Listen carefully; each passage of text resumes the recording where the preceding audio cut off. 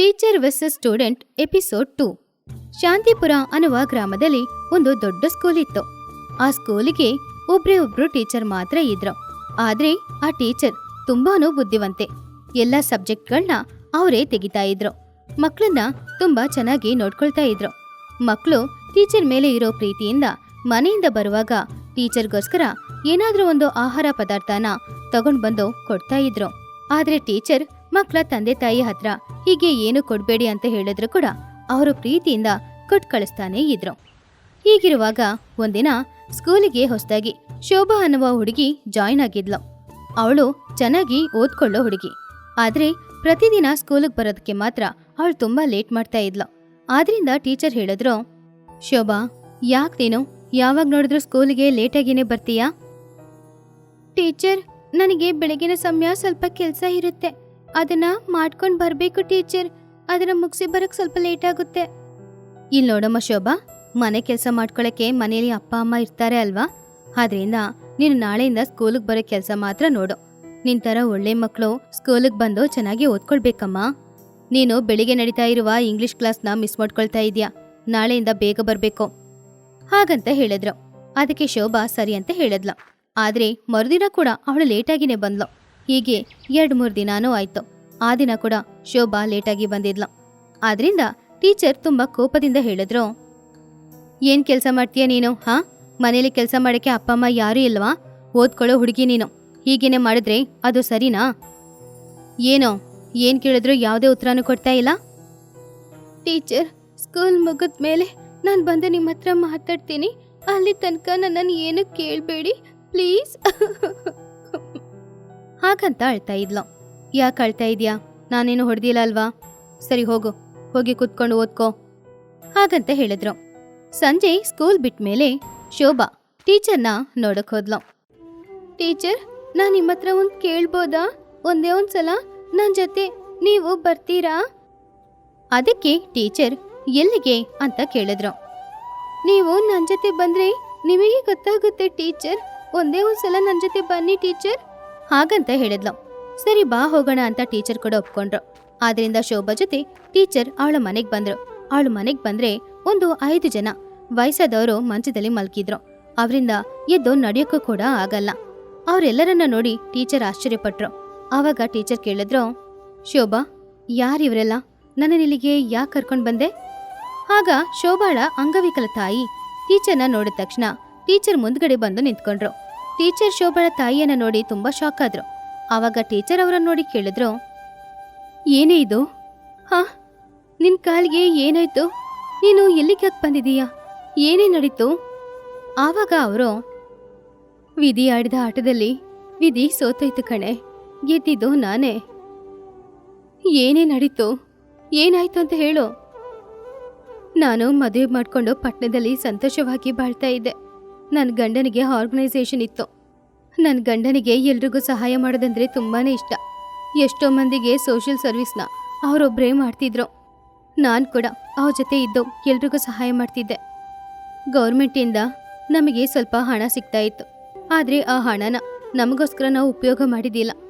ಆದರೆ ಯಾರೋ ನಮ್ಮನ್ನು ಕಂಡ್ರೆ ಆಗದೆ ಇರೋರು ನಮ್ಮ ಮೇಲೆ ಚಾಡಿ ಹೇಳಿದ್ರು, ಗೌರ್ಮೆಂಟ್ ಕೊಡೋ ಹಣನ ನಾವು ವಯಸ್ಸಾದವರಿಗೆ ಕೊಡ್ತಾ ಇಲ್ಲ ಅಂತ, ನಾವೇ ಯೂಸ್ ಮಾಡ್ಕೊಳ್ತಿದ್ದೀವಿ ಅಂತ. ಏನೋ ನಮ್ಮ ಬಗ್ಗೆ ಏನೇನೋ ಕೆಟ್ಟದಾಗಿ ಹೇಳಿದ್ರು. ಆದ್ರಿಂದ ಅಲ್ಲಿ ದೊಡ್ಡ ಜಗಳನೇ ಆಯಿತು. ನಮ್ಮ ಹೋಮಲ್ಲಿದ್ದ ಎಲ್ಲರನ್ನ ಬೇರೆ ಒಂದು ಆರ್ಗನೈಸೇಷನ್ಗೆ ಕಳಿಸ್ಬಿಟ್ರು. ಪೇಪರಲ್ಲಿ ಪತ್ರಿಕೆಯಲ್ಲಿ ನನ್ನ ಗಂಡನ ಬಗ್ಗೆ ತಪ್ಪಾಗಿ ಬರೆದಿಟ್ರು. ಅದರಲ್ಲಿರೋದನ್ನ ನೋಡಿ ತಡ್ಕೊಳಕ್ಕಾಗದೆ ನನ್ನ ಗಂಡ ಆತ್ಮಹತ್ಯೆ ಮಾಡ್ಕೊಂಡ್ರು. ಆದರೆ ಅವರು ಆತ್ಮಹತ್ಯೆ ಮಾಡ್ಕೊಂಡ ಮೇಲೇನೆ ಎಲ್ರಿಗೂ ನಿಜ ಏನು ಅಂತ ತಿಳಿದಿದ್ದು. ಆದರೆ ಏನು ಲಾಭ? ಅವರು ಜೀವಂತವಾಗಿ ಇಲ್ಲ ಅಲ್ವಾ? ಇಲ್ಲಿ ನೋಡು, ಈ 5 ಜನ ಮಾತ್ರ ನಮ್ಮನ್ನು ಬಿಟ್ಟು ಬೇರೆ ಎಲ್ಲಿಗೂ ಹೋಗಲಿಲ್ಲ. ಆವಾಗ್ಲಿಂದ ನಾವೆಲ್ಲರೂ ಈ ಮನೆಗೆ ಬಂದ್ಬಿಟ್ವಿ. ಯಾಕಂದ್ರೆ ನನ್ನ ಗಂಡ ಸತ್ತೋದ ಜಾಗ ನನಗೆ ಸ್ಮಶಾನ ಥರ ಅನಿಸ್ತಿತ್ತು. ಆದ್ರಿಂದ ಇವಳು ನನ್ನ ಮಗಳು ಶೋಭಾ, ಇವಳನ್ನ ಕರ್ಕೊಂಡು ನಾನು ಅಲ್ಲಿಂದ ಹೊರಟೆ. ಮಾರ್ಗದ ಮಧ್ಯದಲ್ಲಿ ಒಂದು ದೊಡ್ಡ ಆಕ್ಸಿಡೆಂಟ್ ಆಯಿತು. ಭಗವಂತನ ದಯೆಯಿಂದ ಅವ್ರು ಯಾರಿಗೂ ಏನೂ ಆಗಲಿಲ್ಲ.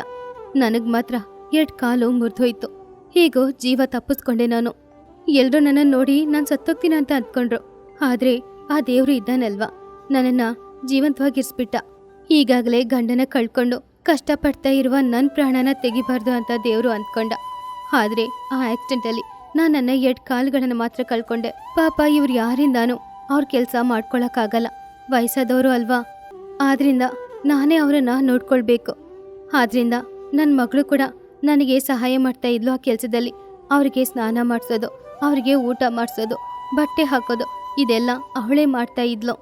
ಪ್ರತಿದಿನ ಹೇಳ್ತಾ ಇರ್ತಾಳೆ, ನಮ್ಮ ಟೀಚರ್ ತುಂಬ ಒಳ್ಳೆಯವರು ಅಂತ. ಆ ಟೀಚರ್ ನೀನೇ ಅನ್ನೋದು ನನಗೆ ಗೊತ್ತಿದೆ ಅಲ್ವಾ, ಅದಕ್ಕೆ ಒಂದೇ ಒಂದು ಸಲ ನಿಮ್ಮ ಟೀಚರ್ನ ಕರ್ಕೊಂಡು ಬಾ ಅಂತ ಹೇಳಿದೆ. ಹಾಗಂತ ಅವರ ಕಷ್ಟವನ್ನೆಲ್ಲ ಹೇಳಿದ್ಲು. ಅದನ್ನು ಕೇಳಿದ ಟೀಚರ್ ನಿಜವಾಗ್ಲೂ ತುಂಬ ಬೇಜಾರು ಮಾಡ್ಕೊಂಡ್ರು. ಸುಮಾರು ಹೊತ್ತು ಅವ್ರ ಜೊತೆ ಇದ್ದೋ ಮಾತಾಡ್ಬಿಟ್ಟು ಆಮೇಲೆ ಅಲ್ಲಿಂದ ಮನೆಗೆ ಹೋದ್ರು. ಆಮೇಲೆ ಮರುದಿನದಿಂದ ಸ್ಕೂಲ್ ಟೈಮಿಂಗ್ಸ್ನ ಟೀಚರ್ ಚೇಂಜ್ ಮಾಡಿದ್ರು. ಶೋಭಾಳಿಗೆ ಅನುಕೂಲವಾಗುವ ಥರ ಟೈಮಿಂಗ್ಸ್ನ ಸೆಟ್ ಮಾಡಿದ್ರು. ಅದನ್ನು ನೋಡಿದ ಶೋಭಾ ತುಂಬಾನೇ ಸಂತೋಷಪಟ್ಲು. ಆವಾಗ ಟೀಚರ್ ಕೂಡ ಸಂತೋಷದಿಂದ ಹೀಗೆ ಹೇಳಿದ್ರು, ನಿನ್ನಂತಹ ಒಳ್ಳೆ ಹುಡುಗಿ ಚೆನ್ನಾಗಿ ಓದಿ ಒಳ್ಳೆ ಹೆಸರು ತಗೊಂಡು ಬರಬೇಕು ಈ ಗ್ರಾಮಕ್ಕೆ, ಹಾಗೇನೆ ತಂದೆ ತಾಯಿಗೆ, ನಮ್ಮ ಸ್ಕೂಲ್ಗೂ ಕೂಡ. ಆದ್ರಿಂದಾನೇ ನಾನು ಹೀಗೆಲ್ಲ ಮಾಡಿದೆ. ನೀನು ಚೆನ್ನಾಗಿ ಓದ್ಕೊಳ್ತೀಯಲ್ವಾ? ಖಂಡಿತ ಟೀಚರ್, ನಾನು ಚೆನ್ನಾಗಿ ಓದಿ ನಮ್ಮ ಗ್ರಾಮಕ್ಕೆ, ನನ್ನ ಅಮ್ಮನಿಗೆ, ನಮ್ಮ ಸ್ಕೂಲ್ಗೂ ಕೂಡ ಒಳ್ಳೆ ಹೆಸರನ್ನ ತಗೊಂಡು ಬಂದು ಕೊಡ್ತೀನಿ ಟೀಚರ್. ಹಾಗಂತ ಸಂತೋಷವಾಗಿ ಹೇಳಿದ್ಲು. ಅದನ್ನು ಕೇಳಿದ ಟೀಚರ್ ಕೂಡ ತುಂಬಾನೇ ಸಂತೋಷಪಟ್ರು.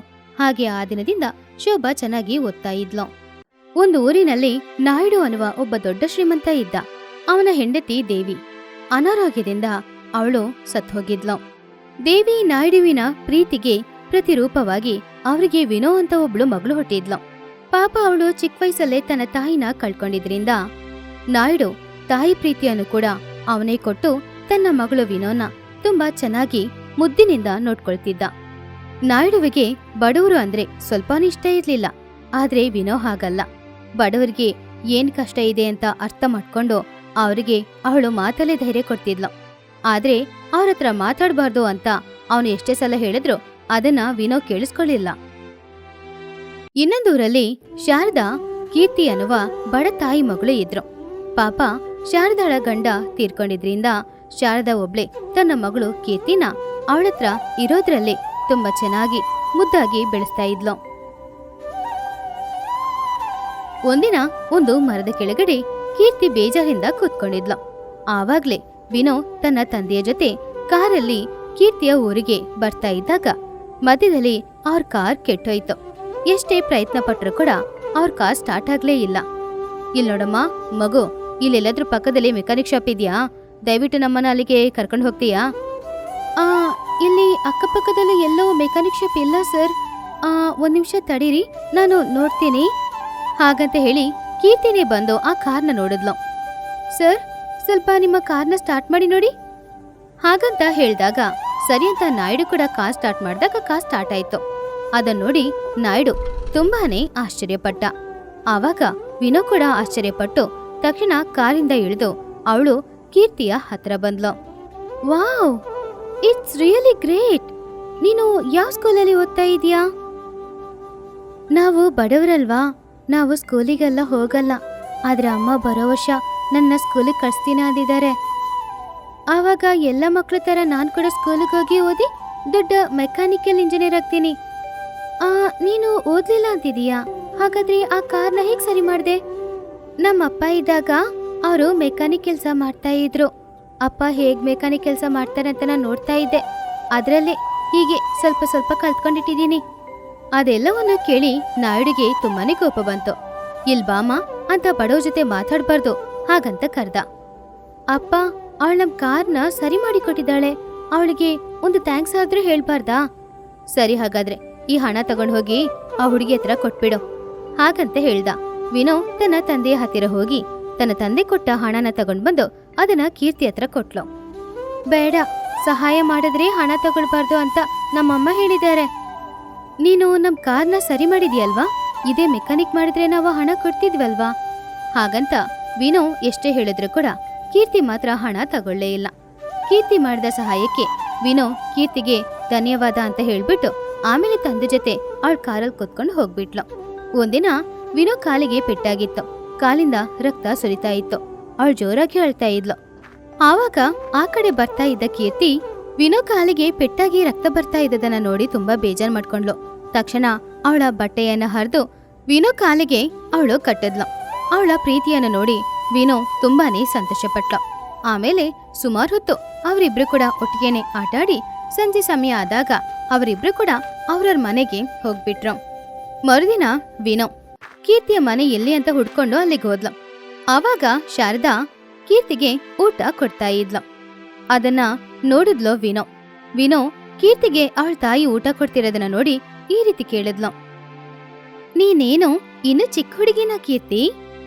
ನಮ್ಮಮ್ಮ ಊಟ ಮಾಡ್ಸಿದ್ರೇನೆ ನನಗೆ ಹೊಟ್ಟೆ ತುಂಬೋದು, ನಿಮ್ಮಮ್ಮ ನಿನಗೆ ಊಟ ಮಾಡ್ಸಲ್ವಾ? ಹಾಗಂತ ಕೇಳಿದಾಗ ಪಾಪ ವಿನೋ ತುಂಬಾ ಜೋರಾಗಿ ಅಳ್ತಾ ಇದ್ಲು.